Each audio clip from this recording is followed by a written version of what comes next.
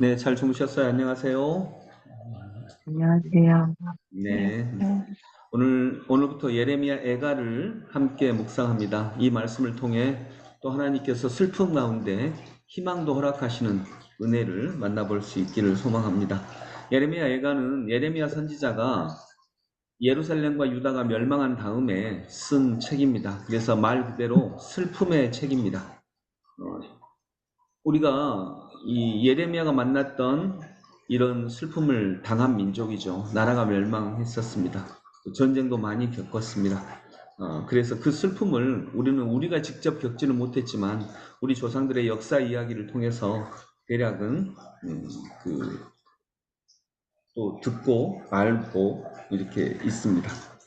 예레미야는 멸망한 예루살렘을 보며 슬퍼하고 아파합니다. 1절부터는 옛날에는 공주고 옛날에는 여왕이고 그렇게 문나라 가운데 으뜸이고 그랬는데 지금은 2절 뒷부분에 나오죠. 그를 위로하여 주는 남자 하나도 없으니 친구는 모두 그를 배반하여 원수가 되었구나. 아무도 예루살렘을 또 유다를 위로해 주는 자가 없습니다. 또 친구가 모두 그를 배반했다고 하는데 그 친구가 옛날에 친구라고 생각했던 바벨론에게 나라가 망한 것입니다. 아무도 편들어주는 자가 없습니다. 그래서 예레미야 예가는 다시 주님께 갑니다. 그런데 실은 예루살렘이 이렇게 망했던 이유는 주님을 의지하지 않아서입니다. 8절에 나와 있는데 예루살렘이 그렇게 죄를 짓더니 마침내 조롱거리가 되었구나. 이렇게 예레미야는 말하고 있습니다. 예루살렘과 유다가 멸망한 이유 하나님 앞에 죄를 지었기 때문입니다. 예루살렘이 그렇게 죄를 짓더니 마침내 조롱거리가 되었구나. 여러분, 죄를 한두 번 짓는다고 금방 망하지 않습니다. 잘못된 일을 한두 번 짓는다고 금방 쓰러지거나 그러지 않습니다. 그러나 마침내 망합니다. 마침내 조롱거리가 됩니다. 예루살렘이 그렇게 죄를 짓더니 마침내 조롱거리가 되었구나. 그래서 우리는 당장 우리가 한두 번 죄를 짓는다고 당장 뭐가 달라지는 건 아니지만 이 마침내라고 하는 말씀 앞에 두려워하는 마음을 가져야 됩니다. 하나님은 마침내 예루살렘을 버리십니다. 물론 완전히 버리시지는 않습니다. 그러나 버리십니다. 그리고 그 죄의 대가를 혹독하게 치르게 하시는 분이 우리 하나님이신 것입니다. 그래서 예레미야는 결국 다시 누구에게 가냐? 다시 주님께 갈 수밖에 없습니다. 아무도 예루살렘과 유다를 돌봐주는, 편들어주는, 위로해주는, 편들어주는 건 놔두고요. 위로해주는 사람 하나 없다. 이렇게 얘기하고 있습니다. 2절에 위로해주는 사람 없다. 여러분, 우리는 이걸 대략 압니다. 일본이 우리나라를 침략한 것이 잘못됐다. 법상으로도 잘못됐다라고 헤이그 평화회의가 열리니까 헤이그 밀사 3명을 파송을 하죠. 몰래 은밀하게 파송을 합니다. 그래서 그 3명이 네덜란드 헤이그에서 열린 만국 평화회의, 이름도 평화회의잖아요. 그 회의에 가서 일본이 우리나라를 침략한 것에 부당함을 알립니다. 여러분, 우리 알잖아요. 아무도 들어주는 사람 없었습니다. 한 명도 없었습니다. 단지 기자들 몇 명이 와서 그거 좀 보도해 줬을 뿐입니다. 각국 대표들은 정말 단 한 명도 들어주지 않았고 만국 평화회의 회의장에 들어갈 수도 없었습니다. 그것도 막아버렸습니다. 그래서 이준 열사는 거기서 할복에서 너무 답답한 마음에 할복에서 자결했다라고도 합니다. 그러나 정확한 사실은 자결한 건 아니고요. 이유를 알 수 없습니다. 그냥 거기에서 사망했습니다. 정말 위로해주는 사람 한 명도 없었습니다. 그 심정을 우리가 압니다. 그 헤이그 밀사 3분 평화회의니까 기대를 하고 갔거든요. 근데 정말 단 하나라도 들어주지도 않았습니다.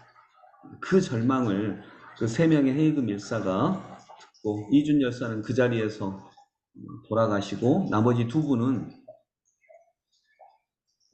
이제 조국으로 돌아오지도 못합니다. 일본이 막으니까 돌아오지도 못하고 독립투쟁을 하다가 해외에서 그냥 조국에 못 들어오고 돌아가십니다.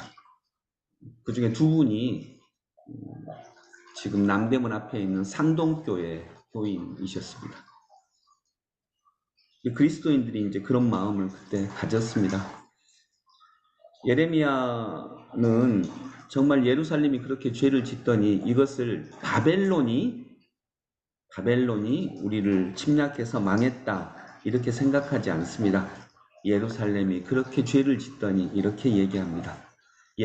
예레미야는 예루살렘이 망한 원인을 정확하게 제시하고 있습니다. 바벨론이 와서 망했다, 침략해서 망했다 이렇게 말하지 않습니다. 예루살렘이 그렇게 죄를 짓더니 하나님께 죄를 지었다는 거죠. 그리고 마침내 조롱거리가 되었구나. 그래서 결국에는 다시 하나님께로 돌아가는 방법밖에 없습니다. 그래서 예레미야는 9절에 뒷부분 주님 원수들이 우쭐댑니다. 나의 이 고통을 살펴주십시오 하고 결국 주님을 부르고 있습니다. 결국 우리가 돌아갈 곳은 주님이십니다. 주님 원수들이 우쭐댑니다. 나의 이 고통을 살펴주십시오. 제일 마지막 11절의 마지막 부분 주님 이 비천한 신세를 살펴주십시오. 예레미야는 다시 주님께 돌아갈 수밖에 없다고 믿습니다. 주님 앞에 죄를 지어서 망했으니 다시 주님께 돌아가자. 여러분 땅에서 가끔 가다가 이제 어른들이야 잘 안 넘어지지만 연세 드신 분들하고 아이들은 땅을 걷다가 그냥 넘어질 때가 있죠. 땅을 걷다가 그냥 넘어질 때가 있습니다. 뭐 장애물이 있거나 그러지 않았어요. 그냥 넘어질 때가 있습니다. 자기 발에 걸려서 땅에 넘어졌습니다. 그러면 일어날 때 어떻게 일어납니까?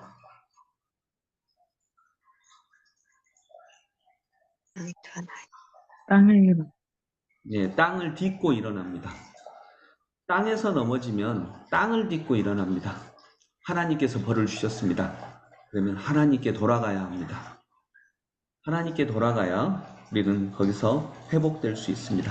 말씀을 정리하며 예레미야는 이렇게 얘기합니다. 2절 뒷부분에 그를 위로하여 주는 남자 하나도 없으니 친구는 모두 그를 배반하여 원수가 되었는가. 또 9절의 중간 부분 보면 그렇게 비참해져도 아무도 위로하는 이가 없다. 아무도 위로하는 이가 없습니다. 헤이그 만국 평화회의 우리 밀사 세 분의 말 들어주는 사람 진짜 단 한 명도 없었습니다. 문도 다 닫고 자기들끼리 회의했습니다. 그때 주님은 아무도 위로해주는 자가 없다. 주님, 예레미야는 다시 주님 우리를 살펴주십시오. 이 나라를 살펴주십시오. 이렇게 얘기합니다.